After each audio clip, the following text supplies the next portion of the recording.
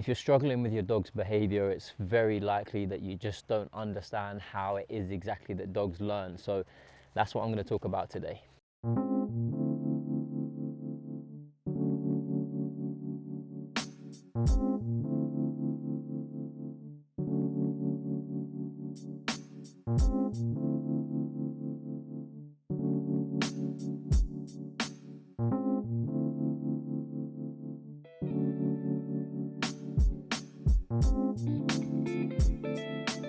There's so much information online that tells you so many different things. I completely appreciate how difficult it can be to understand. So what I'm going to try and do today is simplify it for you. In a nutshell, dogs are going to be learning everything in the moment. It comes through consequences that happen right there and then, and these consequences are going to determine whether the dog does something again or never does it again. So for example, if you ask your dog to sit and they sit and you give them a reward, that was then a good consequence that followed the behavior immediately. And on the other side of the spectrum, if your dog does something bad like steal food off the counter and you use a lead to physically interrupt that behavior, you've then applied a negative consequence to that, thus teaching the dog that that's something you don't want them to do.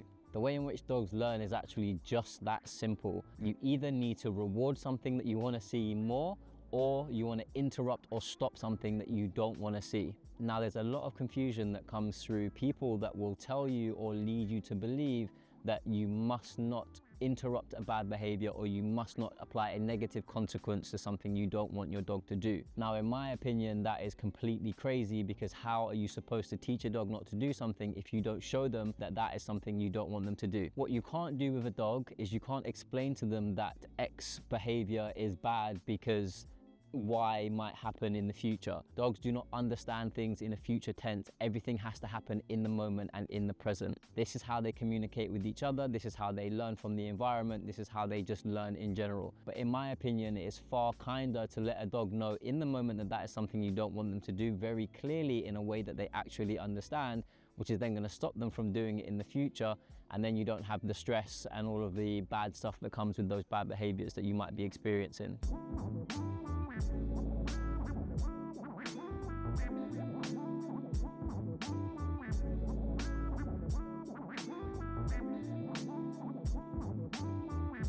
A good rule of thumb is to always have a good behavior to counteract a bad behavior. So if you have a dog that is reactive, you probably have a dog that pulls on the lead. If you have a dog that has separation anxiety, you probably have a dog that follows you all the time and can't be in a room by itself for very long at home. What I'm trying to say there is that if you have a problem, try not to work on the problem itself until you have a solution to that problem in place. The first thing that I do with almost every single dog that comes to me is I figure out what the problem is, and then all I'm doing is teaching them the alternative to that problem. So like I say, if a dog's reactive, the first thing that I'm doing with most of them is teaching them how to walk nicely on a lead. If the dog has separation anxiety or doesn't settle very well, we're working on crate training and we're working on place training. And we're going to work on those things until they are perfected. What you also want to do is you also want to make sure that you're just setting every single training session up to be successful. So you always want to make sure that you have your dog on a lead, whether that be inside the house or outside the house.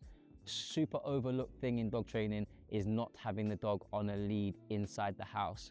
If you are not putting your dog on a lead in the house and there are things that you need to work on in the house, you are doing a massive disservice to yourself and your training. Having a dog on a lead in the house is just the best way to give them that guidance that they need. Should it be guiding them to the crate? Should it be guiding them to the bed? Should it be interrupting them when they're trying to steal food off of the side of your counters? You use a lead to bridge that gap of communication, and that's actually what we use training equipment for at the end of the day. So whatever it is that you're trying to teach your dog, you need to make it super easy for you to do that by making sure that you have the right training equipment in place. So if you are trying to teach these new behaviors, what you also need to make sure is that you do have some form of reward, because reward-based training is the only way to teach new behavior. And when you're trying to tackle unwanted behavior, that is where you are going to need to apply corrections or punishments or interruptions or whatever you want to call it. That's the time that you want to do that. But all of that stuff will make no sense to your dog if they don't have an alternative good behavior to fall back on.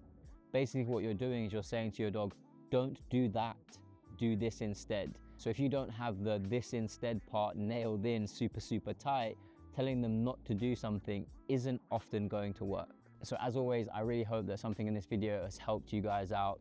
please do leave me some comments in the section below. If you need any help or advice, I'll either try to respond to you there, or I will make a video response, which will probably be my go-to actually, because I like making videos. And if you guys can inspire me to make some videos, please do in the comment section below. If you do need help with your dog and their training, message me through my website and I will hopefully see you soon. Cheers guys, take it easy, bye-bye.